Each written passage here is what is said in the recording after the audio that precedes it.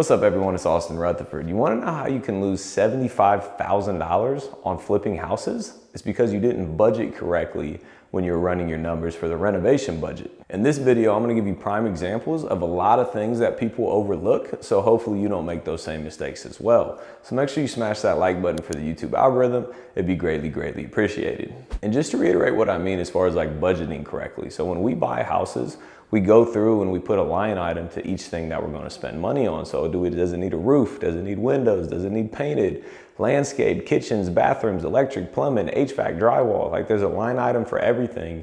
And we walk through the property and put a line item for anything that needs renovated, and it shoots out a final budget for us. So like let's say it's a $50,000 budget. We'll then add a 15 to a 20% contingency budget to that, which is another $10,000.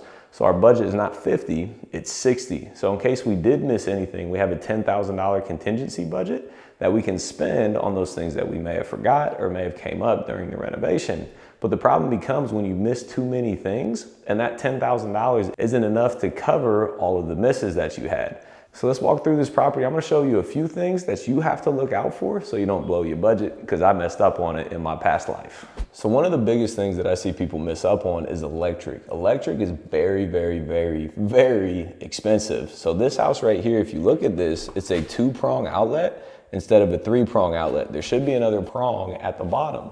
What this means is that the electrical is not grounded. So if somebody plugs something in and it trips, it doesn't set the entire house on fire. You know, if it is grounded, theoretically, it's made to not, light the house on fire. A 2-prong outlet doesn't have that safeguard. So when you go to list this property and a buyer comes into the property, this is a $500,000 house. In Ohio, that's a very high-end house. So when a buyer comes into this property and does their inspection on the deal, guess what? They're gonna be like, wait a minute. This is 2-prong, not 3-prong. Like we need all the electrical updated. To rewire a house like this can cost up to $10,000, maybe even $15,000 to $20,000 depending on the layout. So this can be a $10,000 mistake if you forget to look at outlets. And again, I've been there before.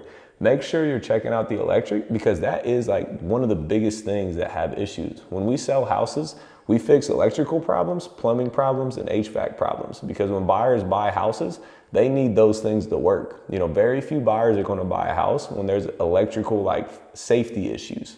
So that's something you're going to have to pay for. So make sure you look out for those things. Like I said, electrical, plumbing, and HVAC are some of the biggest things. So these are HVAC ducts. This is what takes hot air and cold air into the rest of the house. So it's obviously used all day, every day. So the problem is these things with tape are covered in asbestos. So asbestos is a cancer-causing thing. The EPA said that it can cause cancer. So when you have things like this in your house, if you forget to remedy these things when a buyer walks in, a buyer is going to be very scared about buying the house when there's asbestos in the house. So there's a couple things you can do to this. You can take it off, you can encapsulate it, you can paint it, you can put tape around it.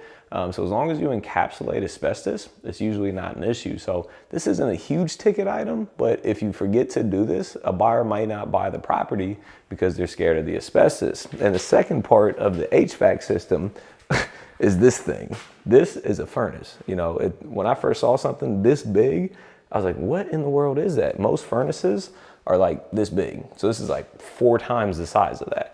So the thing with this is you got to replace the furnace. So most people can replace, budget for a furnace replacement for maybe $3,000. But the problem is this is so large, they have to rebuild all this ductwork with the furnace that they replace. So it's not just a $3,000 furnace replacement. You got the $3,000 furnace replacement, plus reworking all the ductwork, plus replacing the air conditioning unit outside.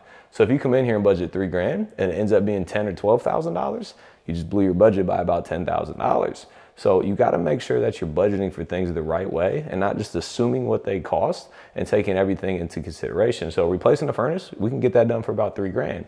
Replacing the furnace, redoing all the ductwork, and having to replace the air conditioning unit is obviously a lot more than $3,000. Another huge problem, especially in Ohio, and a lot of places don't have basements, but in Ohio, the foundations are very important to make sure that they're solid, because nobody wants to buy a house that's not on a solid foundation. So if you look at this wall here, these beams are called metal I-beams.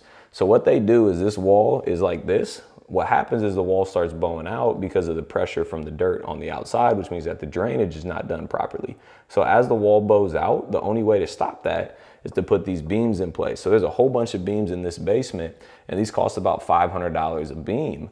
And as long as you put them in, when the wall's going like this, you put them in, it stops the wall from cracking. If you don't do it, it'll continue to crack. But once you put these in, you're solid. The problem is if you buy a house and you don't look at the foundation walls, you gotta put these in every 3 to 4 feet. So if you go around this entire basement, this is like a, I don't know, 40, 50, probably more than that, probably like 100 linear feet basement, which means you need to put 33 I-beams in. That's $15,000.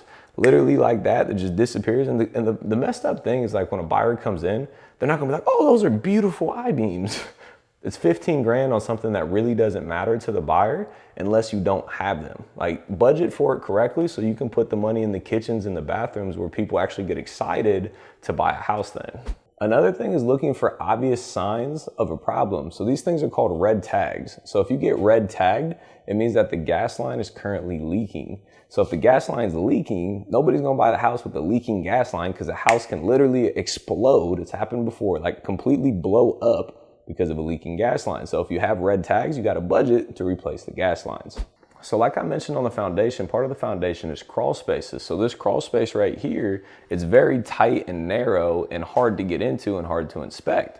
But when I first started investing in real estate, I would personally physically get up in there and crawl into those crawl spaces. Yes, there was spiders, there was bugs, there was cobwebs, there was all those things, and it was disgusting.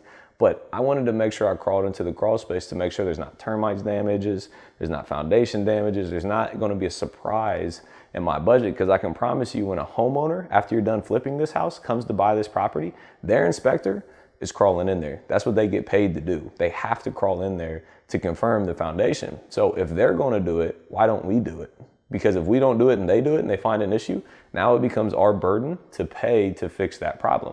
Why not just inspect it on the front end? So long story short, make sure you're budgeting appropriately for houses, because I promise you, if you don't do these things, when you go to sell the house, they're gonna come up on the inspection report, they're gonna come up on the remedy report, and you're gonna have to pay for it either way you look at it. So you might as well budget for it on the front end of the project. And the really cool thing, when you're negotiating the purchase of this property from the seller, you can use those as negotiation points. So let's say for this property, for example, we agreed to buy it for $240,000.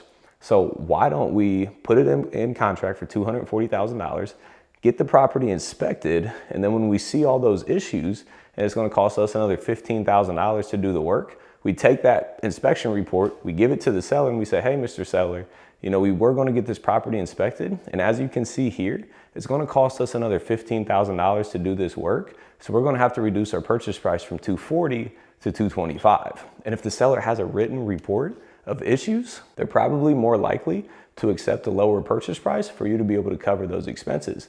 So it doesn't change your bottom line at all. It actually helps it, because you would be spending it otherwise. So do it on the front end, use it as negotiation, so you don't have to go through a project and lose money. So hopefully this was valuable, and I have an entire video that actually shows you how to find, manage, and hire and fire contractors. So if you want to check out, so you can learn how to actually renovate properties, make sure you check out that video here. Thank you so much for being here. As always, if you could smash that like button for the YouTube algorithm, it'd be greatly, greatly appreciated. Make sure you hit that subscribe and notification bell so you can get all this content going forward. As always, appreciate you being here. See you on the next one.